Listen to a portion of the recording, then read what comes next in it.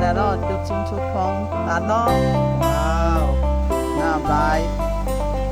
เย็นบอก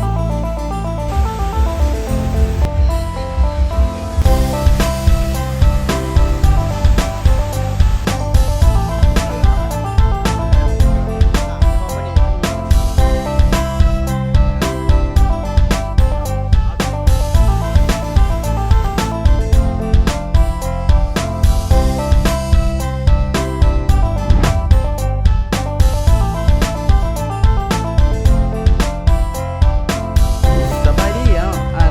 มื้อนี้พวกเราได้ผ่านโควิดมาแล้วเนาะมื้อนี้เฮามาที่ตาดเลาะบ้านเส้นวังเมืองละแคงสารวันแล้วมื้อนี้เฮาพามาเบิ่งบรรยากาศที่ว่าคึกคืนหลายเนาะก็ใกล้ปีใหม่แล้ววิวก็งามหลายถือว่าเป็นตาน่าเที่ยวหลายถือว่ามีการบูรณะถือว่า